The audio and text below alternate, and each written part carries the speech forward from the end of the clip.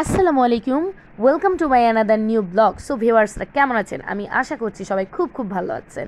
যাই হোক, আমি আমার গত ভিডিওতে বলেছিলাম যে আমি ঢাকা শহরে গুনগুন করে গান গাইছি, কোথায় যাচ্ছি, কোথায় ঘুরছি, সেটা অবশ্যই আমি আমার নেক্সট ভিডিওতে শেয়ার করব। সো আমি চলে এসেছিলাম উত্তরাতে আমার নিজের জন্য কিছু শপিং করতে। সো আমি গিয়েছিলাম হলো ফ্রিল্যান্ডের একটা শোরুমে 50% ডিসকাউন্ট দিয়েছে। বাঙালি মানুষ ডিসকাউন্ট শুনলে তো কোনো খুশি থাকে না, তাও যদি সেটা আবার মেয়ে মানুষ হয়, কি আর বলবো রে ভাই। সো ডিসকাউন্ট পেয়েই চলে গিয়েছিলাম ফ্রিল্যান্ডের শোরুমে। সো ওইখান থেকে আমি কি নিয়েছিলাম সেটাই আজকে আমি আমার ভিউয়ারদের সঙ্গে শেয়ার করব। আমি আসলে কিছু ওয়েস্টার্ন আউটফিট নিয়েছিলাম আমার নিজের জন্য। সো সেটা আমি তোমাদের অবশ্যই আমি পরে তারপর তোমাদেরকে রিভিল করব এবং দেখাবো। তোমাদের ভাইয়াও আমাদের সঙ্গে ছিল। সো ও আসলে ওর অফিস থেকে পরে আসছিল। সো আমাকে একটুখানি মিররে দেখা যাচ্ছে। সো তোমাদের ভাইয়াও তার নিজের জন্য অনেক কিছু দেখছিল, শার্ট দেখছিল। আসলে এই শোরুমটাতে শুধু যে মেয়েদের ড্রেস আপ তারপর শুজ এগুলো ছিল তাই না, ছেলেদেরও আলাদা একটা গ্যালারি ছিল। সো সেই অনুযায়ী আর কি সাজানো ছিল।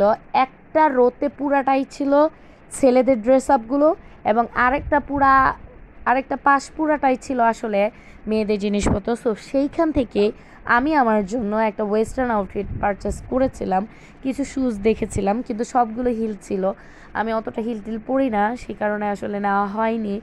যাই হোক, সমস্তটাই একটু ঘুরিয়ে দেখাচ্ছিলাম যেহেতু ছাড় দিয়েছে। সো আমার ভিউয়ার্সদের বলবো যে ফ্রিল্যান্ডের শোরুমে অনেক সুন্দর স্ট্যান্ডার্ড কিছু ড্রেস আপ পাওয়া যায় এবং শুজও রয়েছে। তোমরা যদি যেতে চাও তাহলে অবশ্যই চলে আসতে পারো উত্তরার ফ্রিল্যান্ডের শোরুমে।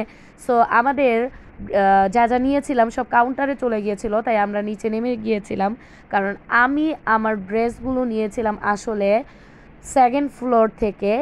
আর কাউন্টারটা ছিল অবশ্যই যেটা সবসময় থাকে দেখি গ্রাউন্ড ফ্লোরে। সো আমরা গ্রাউন্ড ফ্লোরে এখন যাচ্ছি, কাউন্টারে চলে যাচ্ছি।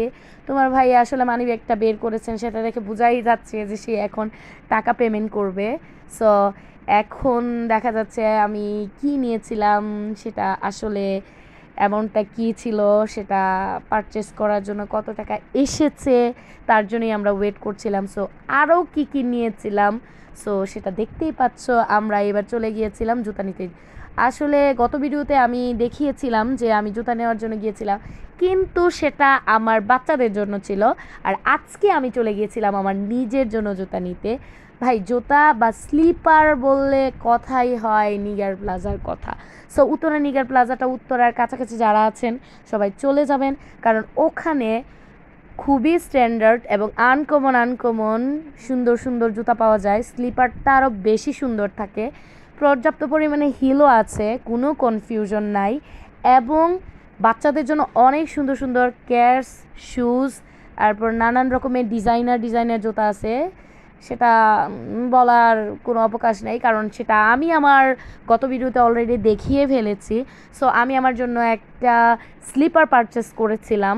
এটা আমি আমার নেক্সট ভিডিওতে আমি কি উত্তরা থেকে ওই দিন শপিং করেছি সেটা অবশ্যই আমি আমার ভিউয়ারদের সঙ্গে শেয়ার করব। সো সেটা দেখতে হলে অবশ্যই আমার সবগুলো ভিডিও দেখতে হবে। সো আমার ভিউয়ারদের সঙ্গে আমার সব সময় একটা কথা থাকে এবং আমি তোমাদেরকে বলি, and this is my humble request, যে সবাই প্লিজ আমার চ্যানেলটাতে অবশ্যই সাবস্ক্রাইব করবে। সো তাহলে আমি রাখিস লাইফস্টাইল থেকে আরও তোমাদের জন্য অনেক ভিডিও বানাবো এবং আমার লাইফের অনেক জিনিস আমি আমার সব ভিউয়ার্সদের সঙ্গে শেয়ার করব। সো এখন আমাদের টুকিটাকি যা শপিং ছিল মোটামুটি প্রায় শেষ।